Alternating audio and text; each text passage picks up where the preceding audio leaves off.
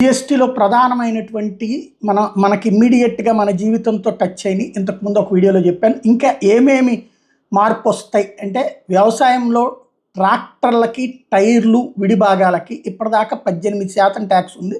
ఇకపైన 5% అంటే 13 రూపాయలు తగ్గబోతోంది. రైతులకి ఇది పెద్ద ప్రయోజనం.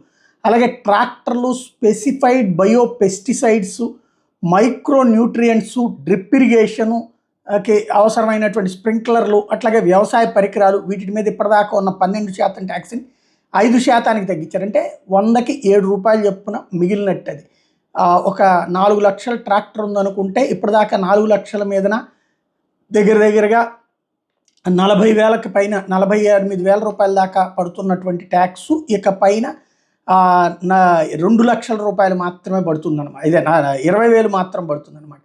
అదే సందర్భంలో వాహన రంగంలో పెట్రోల్ హైబ్రిడ్, ఎల్పిజి, సిఎన్జి కార్లు ఏదైతే 1200 సీసీ లోపు ఉండేవి అంటే చిన్నవి అనమాట, డీజిల్ హైబ్రిడ్ కార్లు 1500 సీసీ లోపు ఉండేటటువంటి వాటికి, అలాగే ఆటోలు, త్రిచక్ర వాహనాలు, అలాగే 350 సీసీ వరకు మోటార్ సైకిళ్ళు అంటే చిన్నవి అనమాట, రవాణా కోసం వాడే మోటార్ వాహనాలు ప్రస్తుతం 28% ఉంటే 18%కి తగ్గించారు. ఇది 10% తగ్గిపోతుంది. అదే సమయంలో 1500 సీసీ పైబడిన డీజిల్ కార్లకు మాత్రం ఇప్పటిదాకా ఉన్నది 40% జిఎస్టీ, అది కూడా ఇప్పుడు 18%కి వచ్చేసింది. ఇది ఒక కీలకమైంది. అంటే 40 రూపాయల నుంచి 18 రూపాయలు అంటే భారీ తగ్గుదల అనమాట. లేకపోతే మన ఇళ్లల్లో వాడుకునేటటువంటి చూసుకుంటే ఏసీలు, టీవీలు 32 ఇంచెస్ అంటే చిన్నవన్నమాట, వాటికి సంబంధించి, అలాగే మానిటర్లు, మన కంప్యూటర్లకి వాడుకునేటటువంటి మానిటర్లు, ప్రొజెక్టర్లు, డిష్ వాషింగ్ మిషన్లు, ఇవన్నిటి మీద ఇప్పటిదాకా ఉన్న 28% ట్యాక్స్ 18%కి తగ్గించారు. ఇవి కాకుండా సిమెంట్ మీద జిఎస్టీ 28 నుంచి 18కి తగ్గించారు. తద్వారా నిర్మాణ రంగానికి ఊతమిస్తుంది. అలాగే చేతి వృత్తులతో చేసేటటువంటి హస్తకళా ఉత్పత్తులు ఏవైతే ఉంటాయో పాలరాయి, గ్రానైట్ దిమ్మెల మీద కూడా జిఎస్టీ 5% తగ్గించారు.